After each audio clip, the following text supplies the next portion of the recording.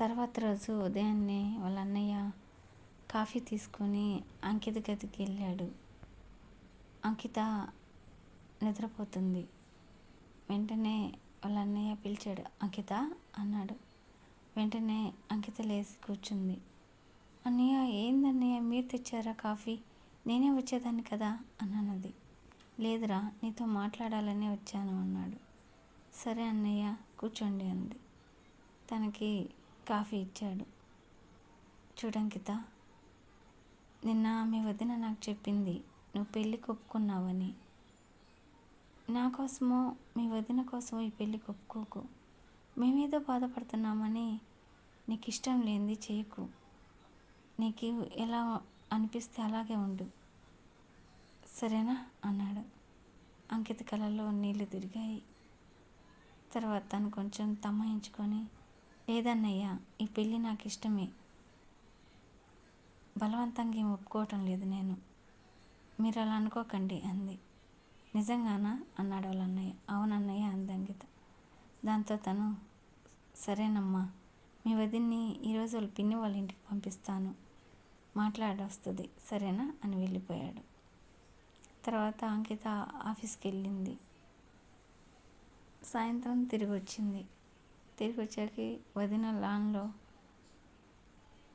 మౌనంగా నిలబడి ఉంది. అంకిత అక్కడికి వెళ్ళింది. ఏమైంది వదిన, ఎందుకలా ఉన్నావు, ఏం జరిగింది అని అడిగింది. అది అంకిత, ఎలా చెప్పాలో అర్థం కావటం లేదు అంది. ఎలా చెప్పాలో ఏంటి, ఏమైంది వదిన అంది. అది ఈరోజు మా పిన్ని వాళ్ళ ఇంటికి వెళ్ళాను కదా, నీ పెళ్లి విషయం అడగాలని. అక్కడికి వెళ్ళిన తర్వాత తెలిసింది సురేష్కి పెళ్ళి కుదిరిందంట. నెక్స్ట్ వీకే నిశ్చితార్థం, తర్వాత పెళ్ళి. వాడు ఒక అమ్మాయిని ప్రేమించాడట, మా పిన్ని చెప్పింది. అందుకే నాకు చాలా బాధ అనిపించింది.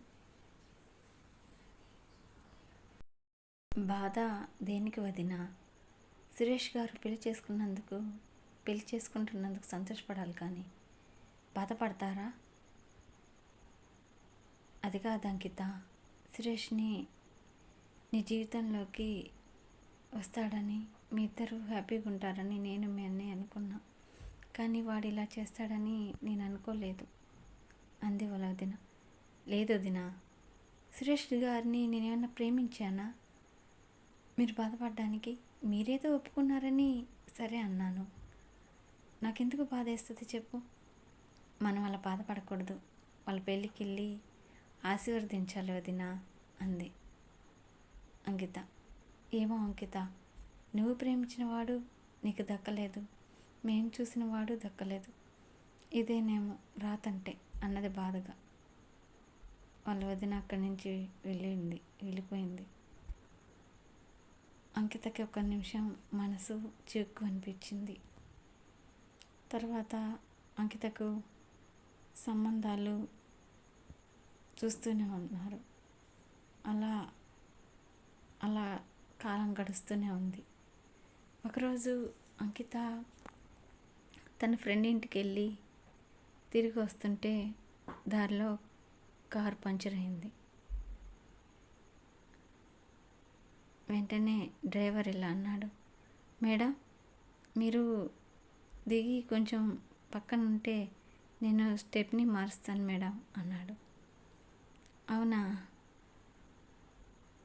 సరే అయితే చూడండి ఏ పని అని కార్ దిగి నిలబడింది. అప్పుడే అటువైపు నిధి కూరగాయలతో వస్తుంది. నిధి అంకితను చూసింది. మేడం అని పలకరించింది. అంకిత ఒకసారి అటు చూసింది. నిధి నువ్వా అంది. అవును మేడం, ఇటు సైడే మా ఇల్లు, రండి మా ఇంటికి వెళ్దాం అంది. లేదు, ఎప్పుడైనా వస్తాలే అంది. లేదు మేడం, రండి మేడం, అయినా పంచర్ వేసేకి కూడా స్టెప్ని మార్చేకి కూడా లేట్ అవుతుంది కదా మేడం, రండి అని బతిలాడింది. దాంతో నిధితో అంకిత వెళ్ళింది. నిధి అంకితను కూర్చోబెట్టి కాఫీ తెచ్చిచ్చింది. కాఫీ తాగి, ఎలా ఉంది మీ లైఫ్ మీ హస్బెండ్కి జాబ్ దొరికిందా అని అడిగింది. దొరికింది మేడం, పర్లేదు, ఇప్పుడు బాగానే ఉన్నాం. మీరు మీరు నాకు స్కూటీ తీసిచ్చి చాలా మంచి పని చేశారు. మీ మీ హెల్ప్ మర్చిపోలేను. ఎందుకని ఈ మధ్య లీవ్ తీసుకున్నావు నువ్వు ఉంది. అది మేడం, మీకు చెప్పాలనుకున్నాను, నాకు కొంచెం రెస్ట్ అవసరమైంది. దేనికి? నేను ప్రెగ్నెంట్ మేడం అంది. ఓహ్, కంగ్రాచులేషన్స్ అంది అంకిత. థ్యాంక్ యూ మేడం అంది నిధి. సరే నిధి, నేను ఇక బయలుదేరుతానంది. లేచింది. తను సడన్గా ఒక ఫ్రేమ్ వైపు తన చూపు ఆగిపోయింది. అది ఆ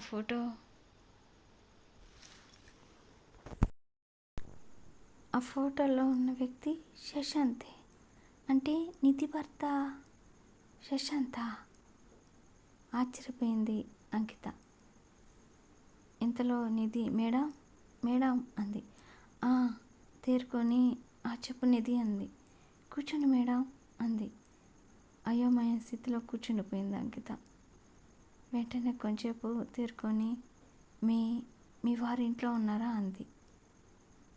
లేరు మేడం, తను ఊరెళ్ళారు అంది.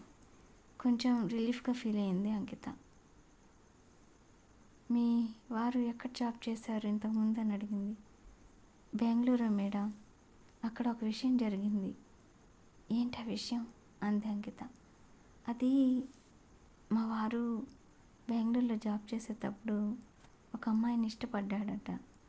ఆ అమ్మాయి మా వారితోనే కాకుండా అందరితోనూ క్లోజ్గా ఉండడం గమనించి ఆ అమ్మాయి ప్రేమను రిజెక్ట్ చేశాడట.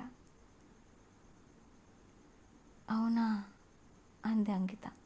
అవును మేడం, నేను అడిగాను ఆ అమ్మాయిని జాబ్ మాన్పించేయచ్చు కదా మీరు అని.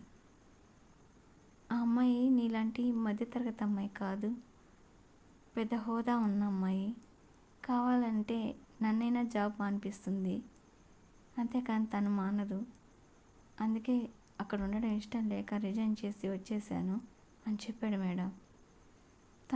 మా వారు ఈ విషయం పెళ్ళికి ముందు చెప్పుంటే నేను తప్పించుకునేదాన్ని అంది నిధి. నేను తప్పించుకున్నాను అంది అంకిత. ఏంది మేడం మీరు అనేది అంది నిధి. లేదు, నువ్వు తప్పించుకోలేకపోయావు అన్నాను అంతే అంది. సరే నిధి, ఇక నేను బయలుదేరుతాను అని లేచింది. ఇంతలో డ్రైవర్ వచ్చి మేడం కార్ రెడీ అన్నారు. వెంటనే వెళ్ళింది అంకిత. కారులో కూర్చుంది. కారులో కూర్చున్న తనకు పరివిధాల ఆలోచనలు. అంటే నేను అందరితో క్లోజ్గా ఉండడం తనకి నచ్చలేదు. అందుకే ఆ రోజు ఏం చెప్పకుండా వెళ్ళిపోయాడు. అంత అందంగా ఉన్న శశాంత్ మనసులో ఇంత విషయం ఉందా? ఇంత విషయం దాగుందా? ఓ మై గాడ్, ఇతన్ని పెళ్లి చేసుకోపోవడం నాకు ఎంత మంచిదైంది. అంటే దేవుడు నాకు ఇంత మంచి చేశాడా అనుకుంది అంకిత. అలా ఇంటికి వెళ్ళి ఆలోచిస్తూ కూర్చుండిపోయింది. ఇంతలో వాళ్ళ వదిన వచ్చింది. అంకిత అంది. ఏంటి వదిన అంది అంకిత. నీకో విషయం చెప్పాలి. ఏంటది? అదే అంకిత, నువ్వు ఒక శాడిస్ట్ నుంచి తప్పించుకున్నావు అంది. నీకెలా తెలుసు వదిన? నేను చెప్పలేదే అంది. నువ్వు చెప్పేదేంటి?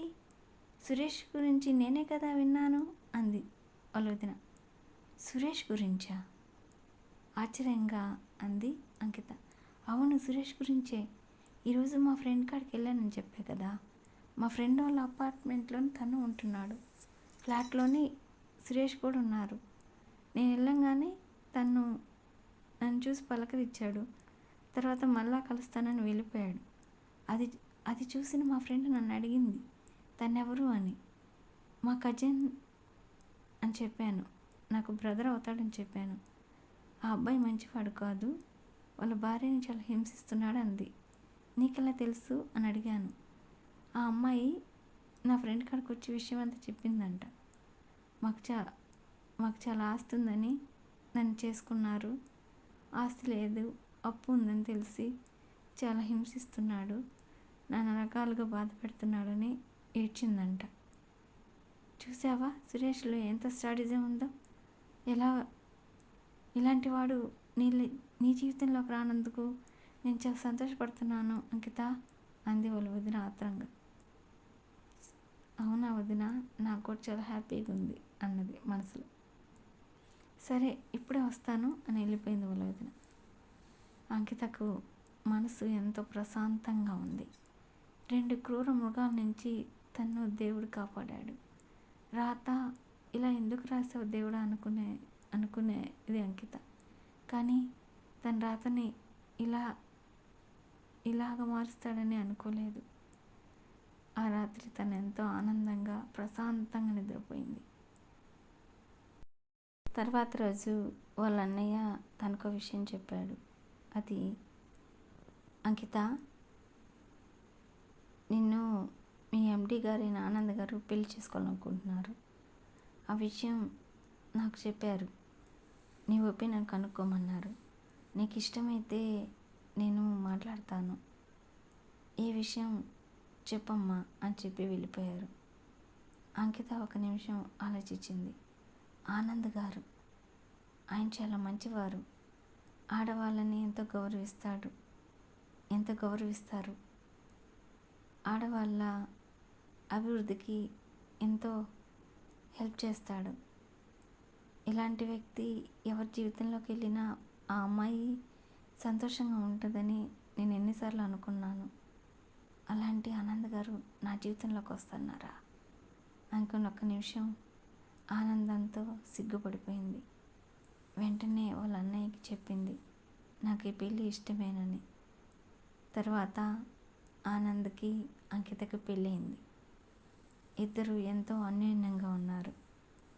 ఒకరోజు అంకిత ఇలా అంది, ఏమండి, మీరు దొరకడం నా అదృష్టం అంది. లేదంకిత, నువ్వు దొరకడమే నా అదృష్టం అన్నాడు. ఇంతలోకి వాళ్ళ అన్న వదిన వచ్చి, మీ ఇద్దరు అదృష్టవంతులే అన్నారు.